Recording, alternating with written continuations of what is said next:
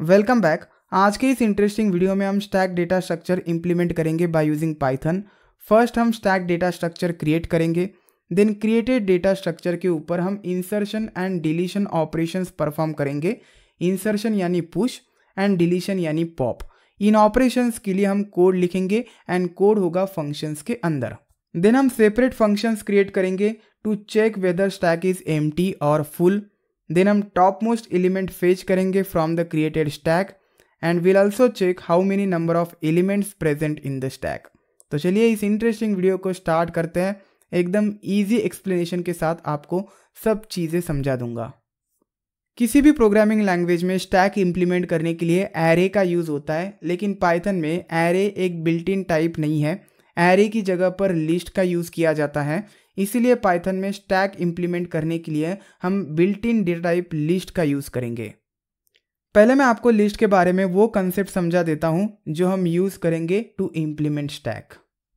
So this is my stack containing 4 elements in it 10, 20, 30, 40। Python में stack create करने के लिए हम लिस्ट डेटा स्ट्रक्चर का यूज़ करते हैं। So I will create a list containing this 4 elements 10, 20, 30 and 40 and I will say this is my stack.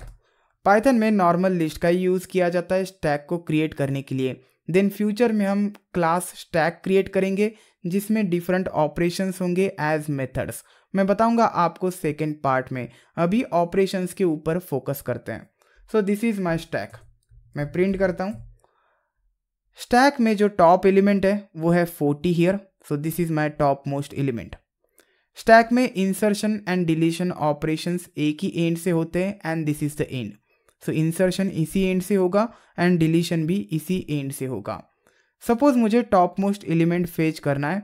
I can directly fetch this element by using stack of -1, क्योंकि stack of -1 last element देता है list का।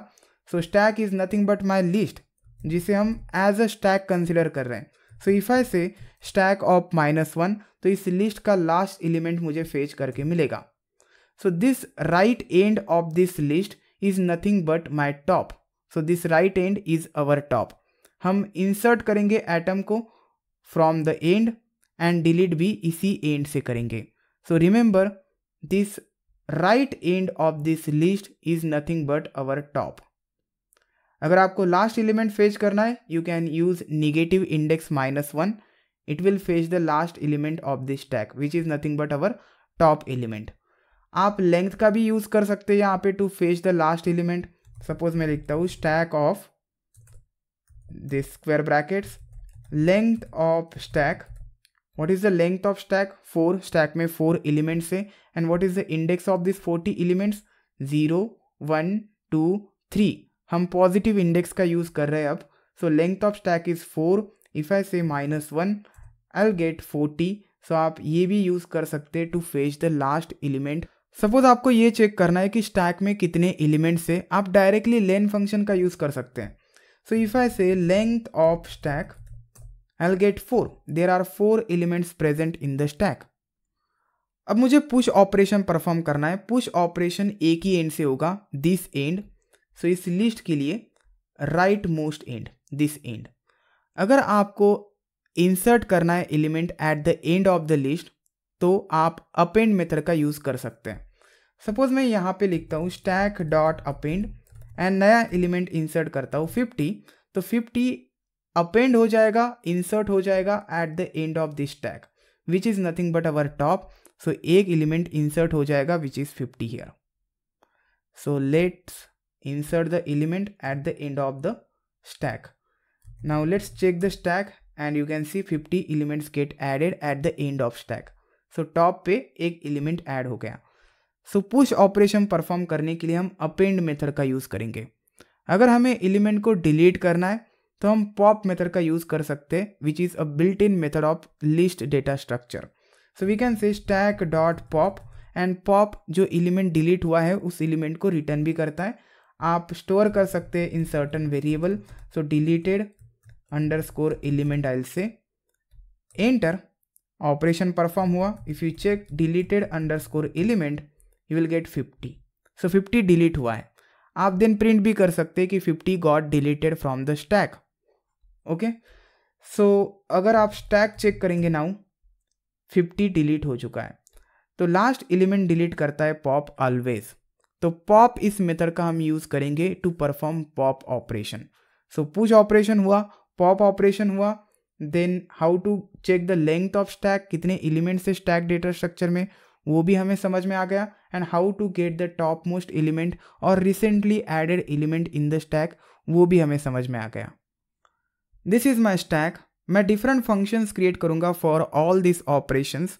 पहला operation है checking stack is empty और not. चलिए इसके लिए फंक्शन बनाते हैं। पाइथन में फंक्शन बनाने के लिए डेफ कीवर्ड का यूज़ होता है।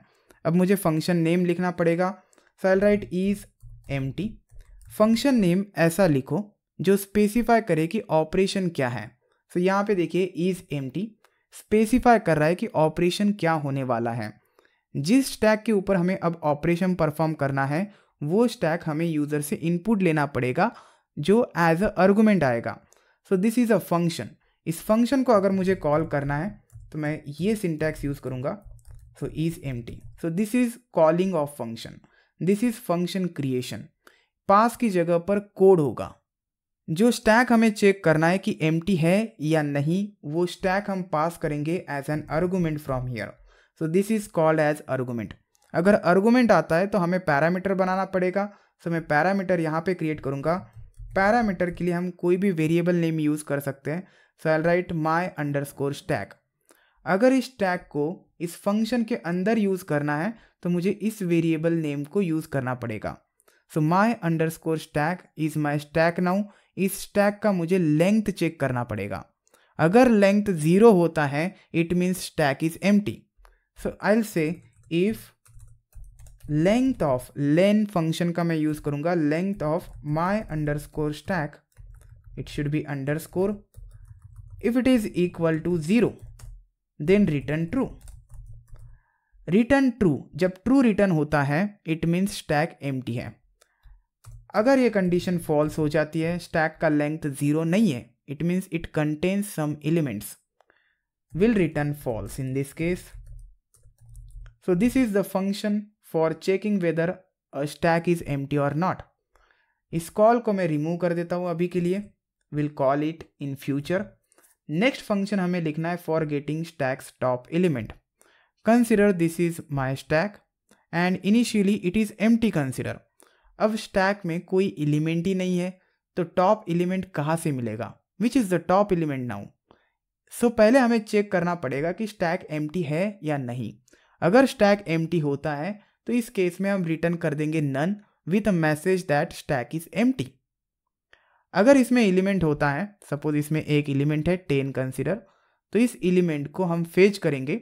सो स्टैक को हम इम्प्लीमेंट करते बाय यूजिंग लिस्ट। लिस्ट का लास्ट एलिमेंट हमें चाहिए, वही होता है हमारा टॉप एलिमेंट। सो हम यूज़ करेंगे index -1 and will fetch that index -1 element.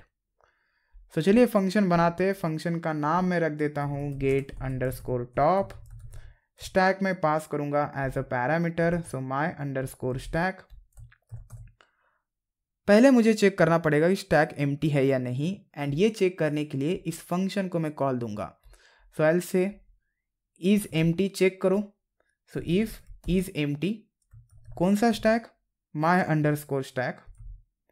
सो यहाँ से कॉल जाएगा, यहाँ पे स्टैक को पास किया जाएगा इस फंक्शन के अंदर, लेंथ फाइंड किया जाएगा। इफ इट इज 0 तो रिटर्न करके मिलेगा ट्रू। इफ ट्रू, इस केस में प्रिंट करो stack is empty, stack is empty, and return होना चाहिए नन। नन यानी कुछ भी रिटर्न नहीं होगा। So know top element in this case. Else, लेकिन अगर फॉल्स आता है, इज एम्प्टी से फॉल्स आता है, it means it has some elements, तो हमें अब टॉप एलिमेंट रिटर्न करना पड़ेगा। In this case will return my underscore stack of -1 and that's it. This is a get of function. Next function हमें लिखना है function for push operation. Push operation यानी insert operation, insertion at the end of stack. And यानी top of the stack. तो चलिए function बनाता हूँ, def push. कौन से स्टैक में इंसर्ट करना है, माई अंडरस्कोर स्टैक। कौन सा एलिमेंट इंसर्ट करना है वो भी हम यूज़र से ले सकते हैं एज एन आर्गुमेंट, और आप इनपुट फंक्शन का यूज़ करके इनपुट भी ले सकते हैं। मैं एज एन आर्गुमेंट लेता हूँ। So this is the element, pass लिख देता हूँ अभी। सपोज मुझे पुश करना है स्टैक के अंदर एक नया एलिमेंट, आई से 3000। सो element will be 3000। Stack suppose ये है जिसमें ऑलरेडी 10 एलिमेंट है कंसिडर, तो 3000 अपेंड हो जाएगा टू दिस स्टैक। सो मुझे अपेंड करना है, माई स्टैक आई से dot append and append the element. Call को रिमूव कर देता हूँ। Now let's write a function for pop operation. Pop operation के लिए सेम सिनारियो जो हमने गेट टॉप के लिए यूज़ किया था। सपोज एक स्टैक है जिसमें कोई एलिमेंट नहीं है एंड इसमें से अब पॉप करना है, इसमें कोई एलिमेंट नहीं है और रिमूव करना है element.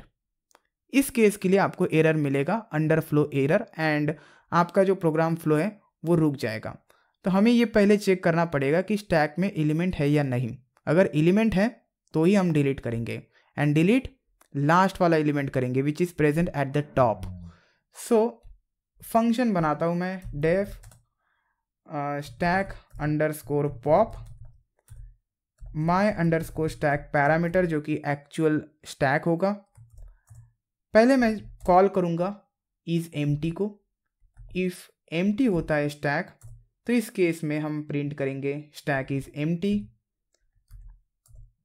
You can print can't delete और अंडरफ्लो एल्स। अगर एम्प्टी नहीं है तो इस केस में स्टैक का लास्ट एलिमेंट, टॉप एलिमेंट, हम रिमूव कर देंगे बाय यूजिंग पॉप मेथड, क्योंकि pop method always last element delete करता है। अगर आपको डिलीटेड एलिमेंट प्रिंट करवाना है तो आप असाइन कर सकते हैं to the variable deleted element, क्योंकि पॉप मेथड डिलीटेड एलिमेंट को रिटर्न करता है। आप रिटर्न भी कर सकते हैं बाहर, और यहाँ पे भी प्रिंट कर सकते हैं, print deleted underscore element, and you can say got deleted here, this element got deleted. So ये हो गया पॉप फंक्शन। नेक्स्ट फंक्शन है display all elements from the stack.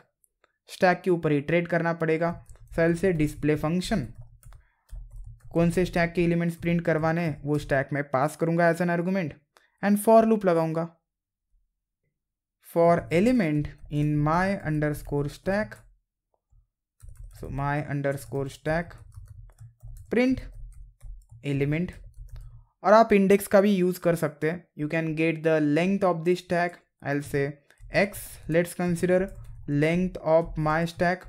Stack में सपोज 4 एलिमेंट्स है तो आप फॉर लूप चलाएंगे for 4 times for I in range of, then आप एलिमेंट्स को एक्सेस करके प्रिंट करवा सकते हैं।